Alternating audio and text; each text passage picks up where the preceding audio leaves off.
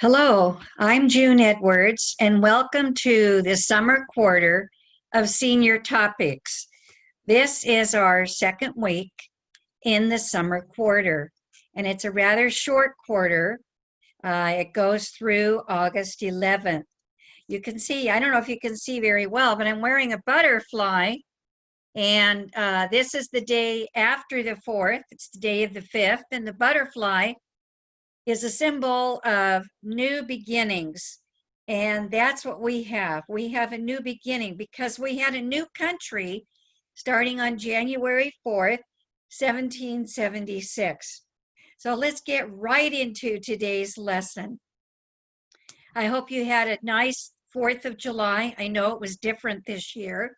2020 is a year of surprises and many different things happening. But I am going to go over the July calendar just for the first week and tell you, first of all, what other events have happened. The 1st of July is International Joke Day. It is also National Post Workers Day. So there's a shout out to our postal workers. And it was the day that Princess Diana was born in England in 1961.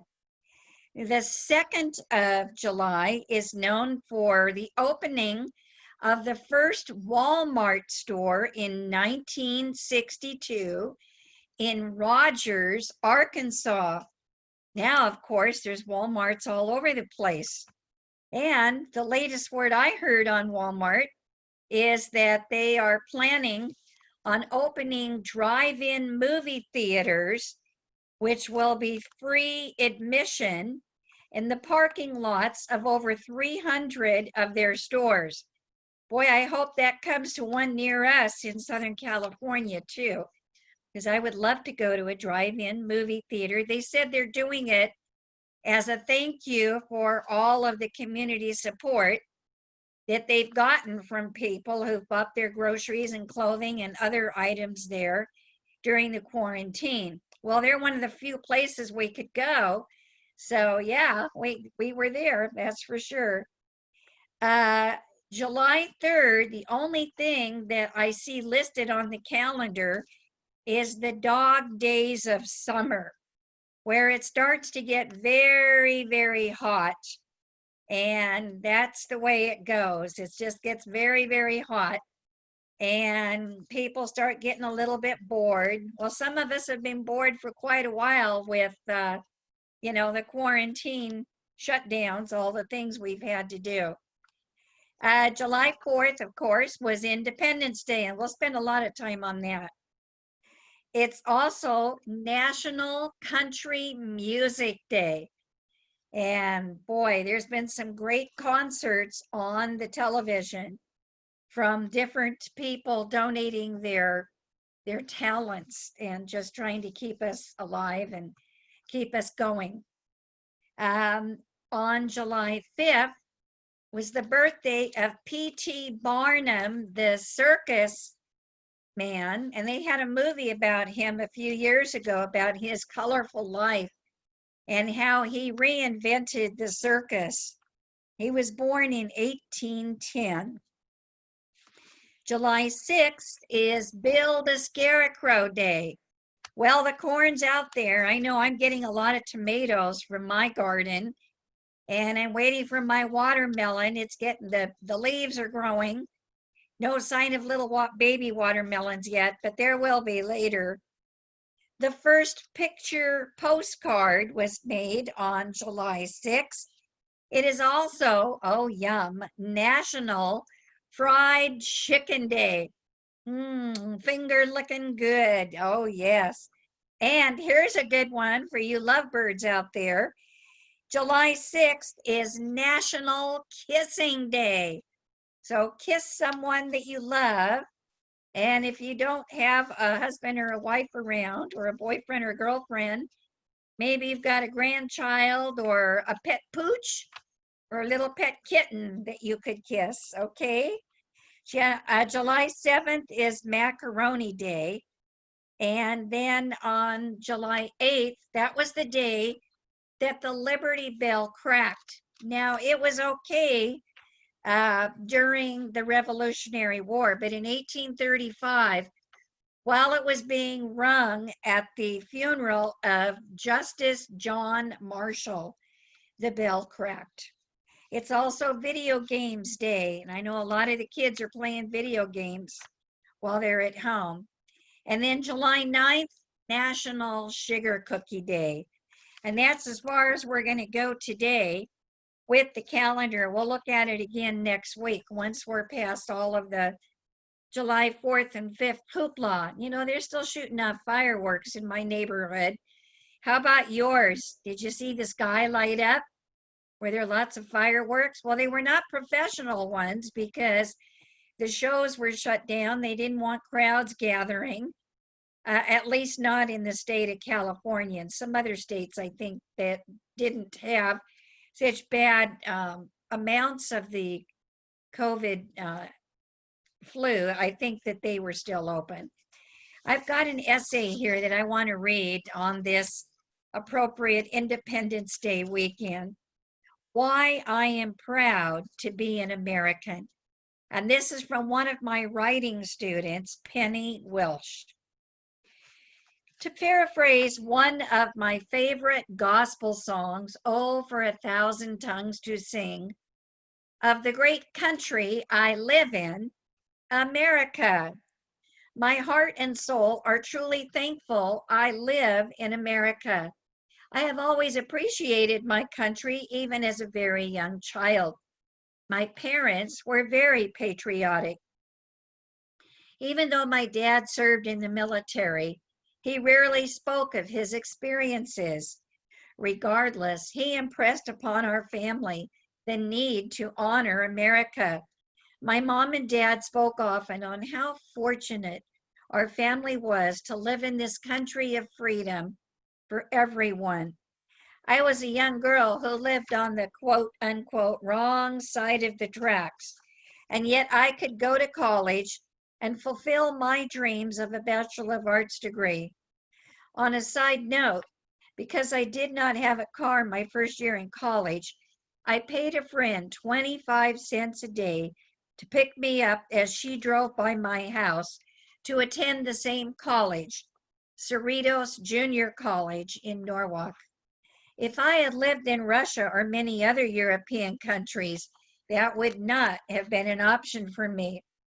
Studying history and the foundation set forth by our founding fathers and colonial leaders has given me a real sense of pride and gratitude. The framers of our Constitution wanted a government to serve the people, a government by the people and for the people.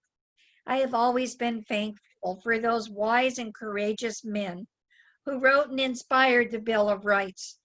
I am sure God was in the minds of each of them. The First Amendment of the Bill of Rights is one of my favorite amendments, even though I cherish each amendment and its purpose to give liberty to our nation. How blessed we are to have such a rich heritage given to us by the wise counsel of men led by God. We must remember that many have lost their lives and livelihood, giving us this freedom. In closing, we can all remember the song that says, I am proud to be an American, where at least I know I'm free, and I won't forget the men and women who died to give that right to me. God bless the USA. Well, thank you, Penny. That is a wonderful, wonderful essay. And thank you for allowing me to share it.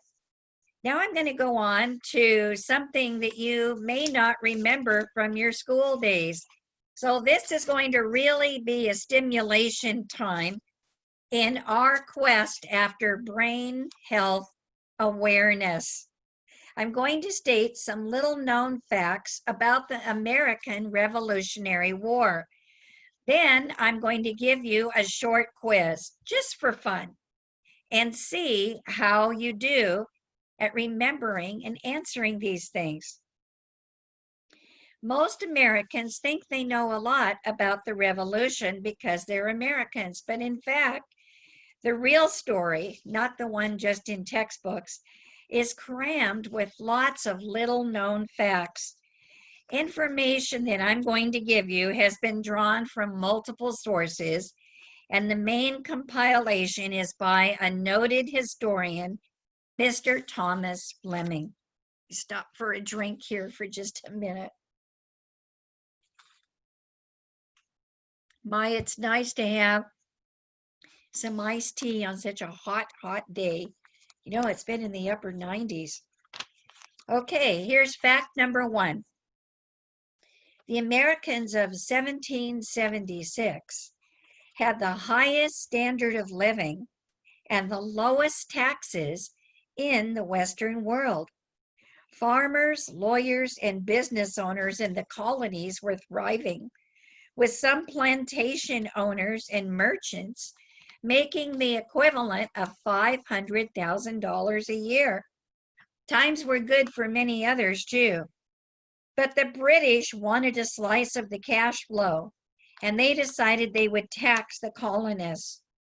The colonists resisted violently, convinced that their prosperity and their liberty were at stake.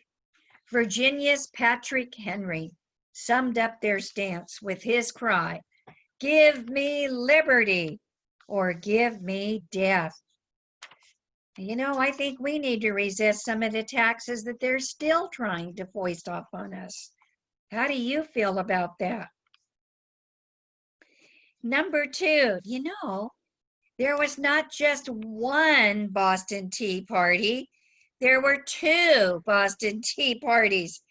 Now, people remember how 50 or 60 of the Sons of Liberty, a secret organization, disguised themselves as the Mohawk Native American Indian tribe. They were protesting the 3 cents per pound British tax on tea, and they dumped chests of the popular drink into the Boston Harbor on December 16, 1773. I remember the date. You know, there's always dates on a quiz. So December 16, 1773. Fewer people know that these Bostonians repeated their performance again in March of 1774. The two tea parties and the destruction of the British property cost the British around $3 million in modern day money. No wonder they got mad. Number three, Benjamin Franklin wrote the first Declaration of Independence. That was in 1775. Franklin was disgusted with the arrogance of the British and appalled by the bloodshed at Lexington and Concord in Massachusetts. So he wrote a Declaration of Independence. His friend Thomas Jefferson was enthusiastic, but he noted many other delegates to the Continental Congress were, quote unquote, revolted by it. It took another year of bitter conflict to persuade the Continental Congress to vote for the Declaration of Independence, a new one written mostly by Thomas Jefferson, with a few editorial suggestions by his good friend, Benjamin Franklin. Remember, Benjamin Franklin was a publisher. He had Poor Richard's Almanac, and he had many other newspapers and pamphlets and things that he wrote. Number four, there were women in the Continental Army, even a few who saw combat. Probably the best known one is Mary Ludwig Hayes, and they nicknamed her Molly Pitcher. She was giving water to a lot of the thirsty soldiers as they fought. When her husband was wounded at his cannon during the Battle of Monmouth in 1778, she quickly took over the cannon and she did the firing. Another wife of an artilleryman, Margaret Corbin, was badly wounded in her husband's gun crew at the Battle of Harlem Heights in 1776. Thousands of other women served in Washington's army as cooks, nurses, laundry workers, and spies. Oh, yes, there were spies. Number 5, George Washington was the best spy master in American history, and it was a dark secret.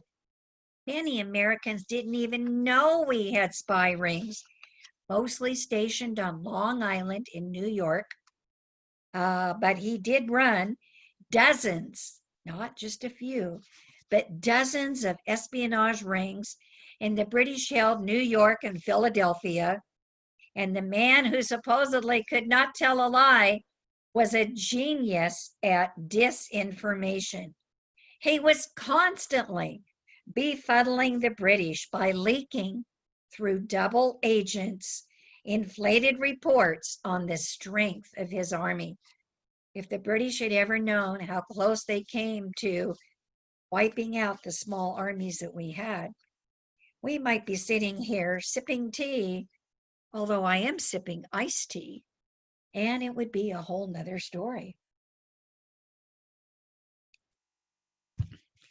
Number 6, very unusual fact. By 1779, there were more Americans fighting with the British than with General Washington. There were 21 regiments, about 8,000 men, of loyalists in the British Army. Washington had a field army of 3,400. About a third of the Americans opposed the revolution. Number 7, at Yorktown, which is the victory that won the war, the Frenchmen outnumbered Americans almost 3-1. Washington had 11,000 men engaged in the battle. I should say men and women, while the French had at least 29,000 soldiers and sailors. And it was their Navy that really helped John Paul Jones, our American commander, with our new little American Navy, wipe out the seamen on the seas. The 37 French ships of the line played a crucial role in trapping the 8,700 strong British Army and winning. Remember, the victory that won the war was Yorktown.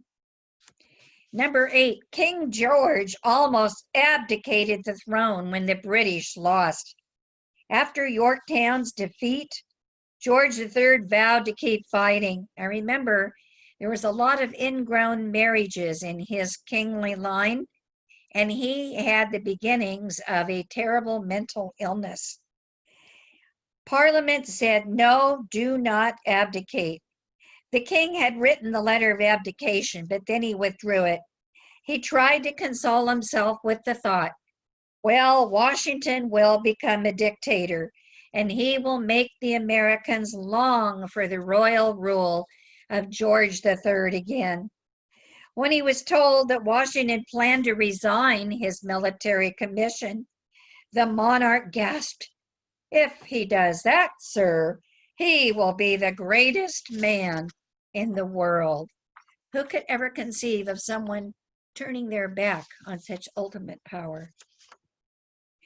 Number 9, John Adams defended British soldiers after the Boston Massacre.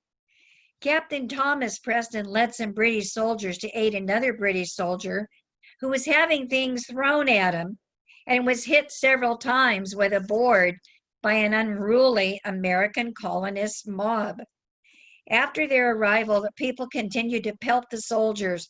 Finally, shots were fired, and the infamous Boston Massacre was over. Captain Thomas Preston and 8 soldiers were charged with murder.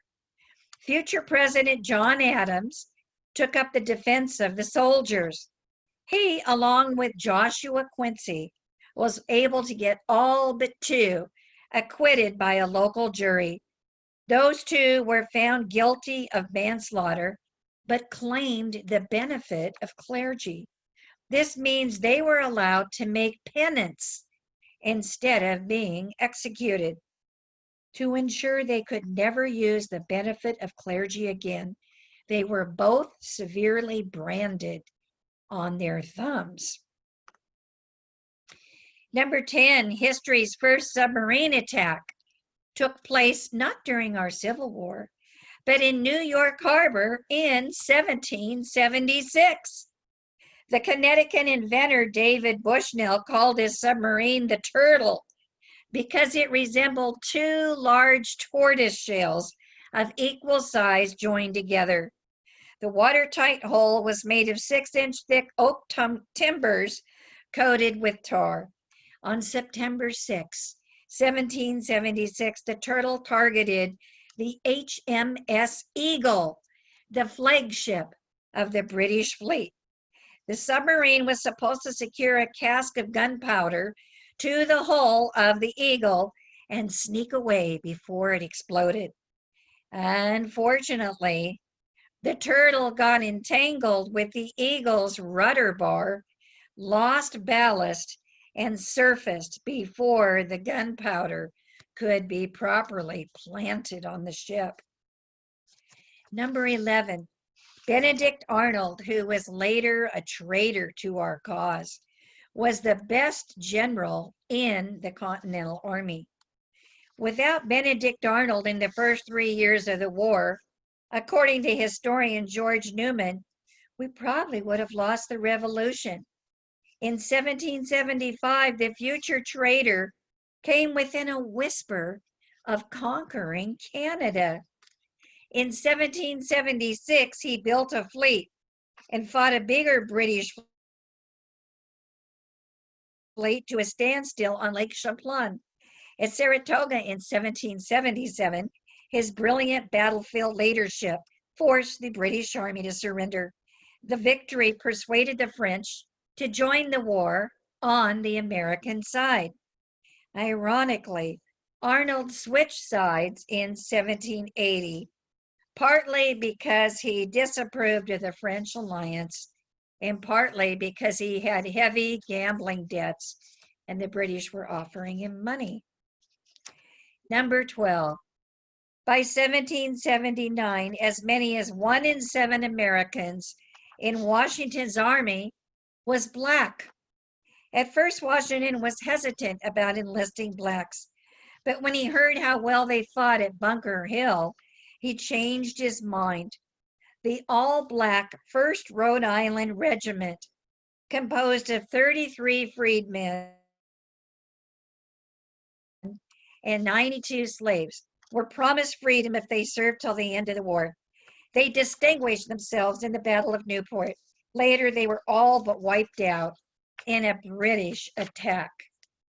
Now, let's really get your thinking caps on. Are you ready for this? This is just a practice test about the American Revolutionary War. And to make it easier, I'm making it multiple choice. Now, you know, in a multiple choice test, there's usually 2 answers which are simply ridiculous. There's one that might be right, and then there's the correct answer. Let's try this. Number 1, how many American colonies were there that went to war with Great Britain in the American War of Independence? A, there were 9. B, there were 12. Turn the page here. C, there were 13, and D, there were 50. Well, if you said 13, you got it right. C, there were 13, and New York was the last one to join in. Should mention that. Number 2, what year was the Constitution, not the Declaration of Independence, but the Constitution of the United States formulated? A, 1887, B, 1776, C, 1797, D, 1787. The answer was 1787. We know, but by the 1800s, we were already a country with the Constitution. We know it was 1776 when we had the Declaration of Independence. So we knew the answer had to be either 1787 or 1797. And the answer is D, 1787.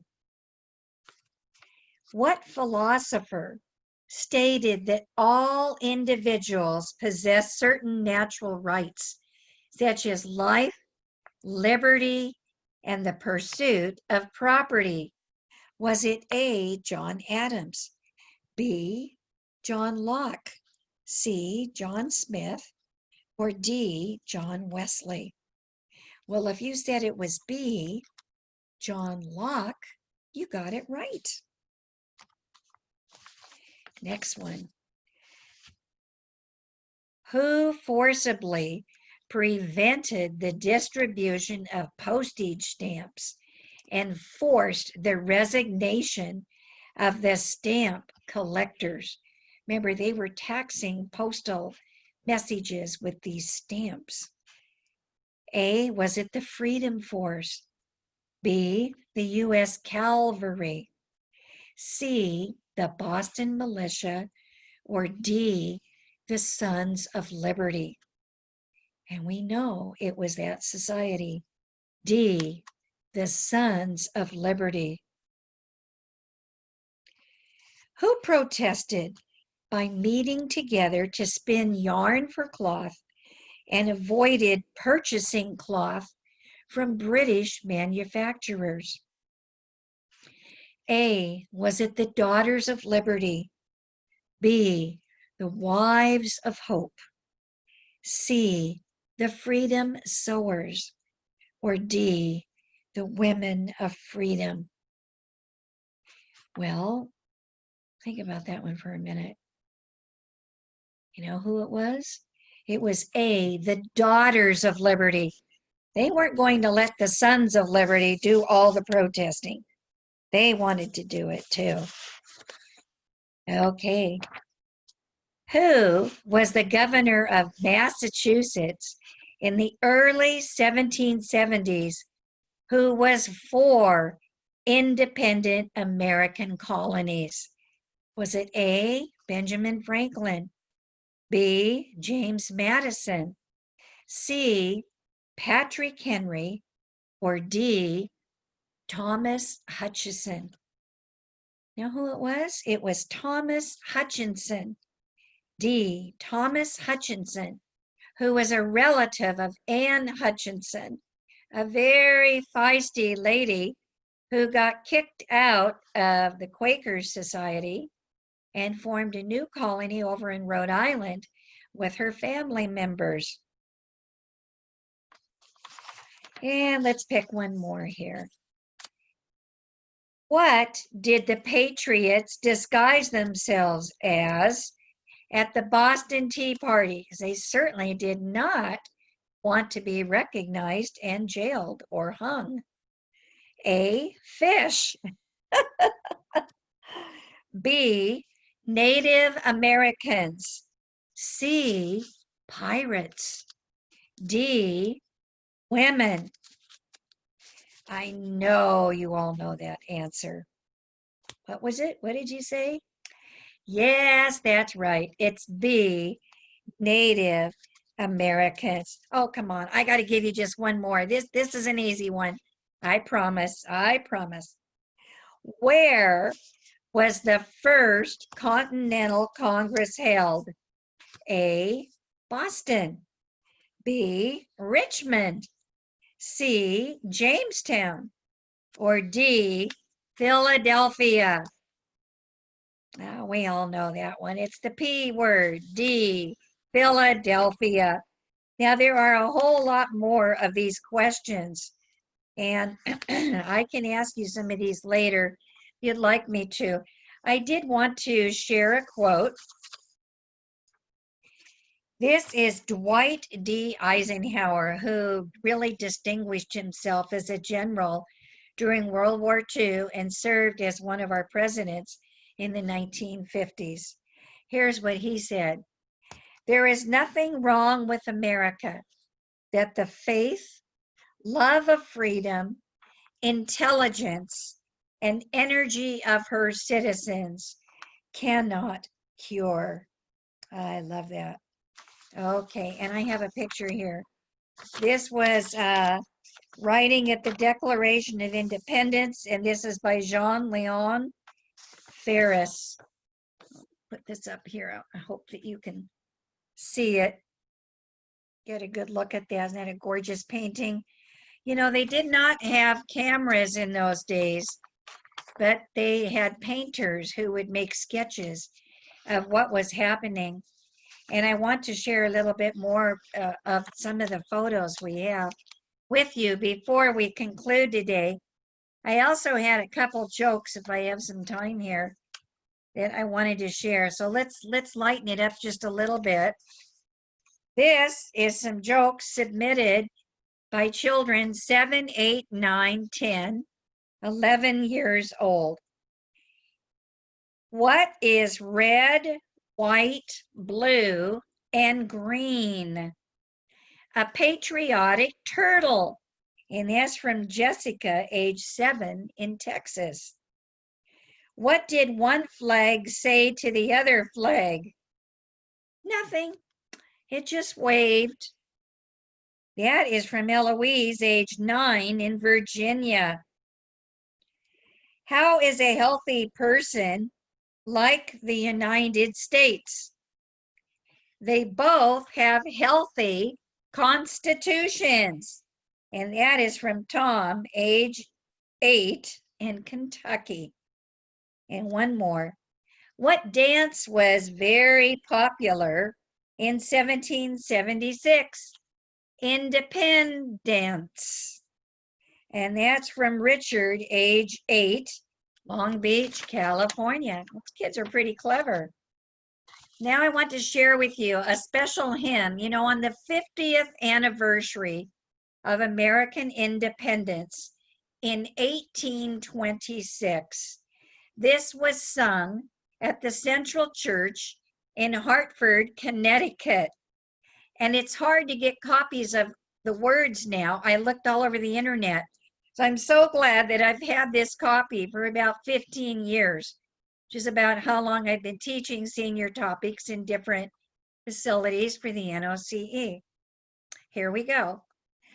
Break forth in raptured song, and bid it pour thy veils along, thou pilgrim planted land, from fields where ripening harvest bend, from marts where thronging thousands tend, arouse thy tuneful band. Remember thou those men of care, whose steps of toil and hearts of prayer explored this trackless clime. The pillar of their God was bright, his cloud by day and flame by night impelled their course sublime. Remember thou those bands who shed their blood upon thy bosom red, when hosts of death were nigh. With hoary head and feeble hand, amid their comrades' graves they stand, to bless thee ere they die. And then it goes on and it has even more verses sharing about the people who bled and fought for our country and have done it through every single generation. And now I want to close by showing you some beautiful pictures. This is from, I think they're out of order.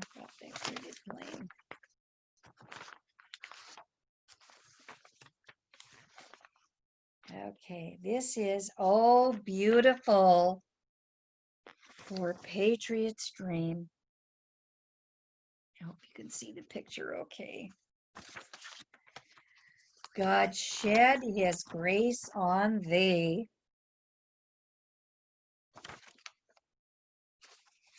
I don't have it for each time. Here's another one. Above the fruited plain, Gorgeous pictures.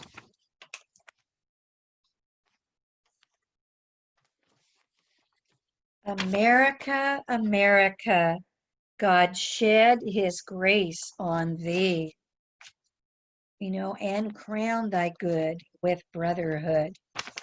From sea to shining sea.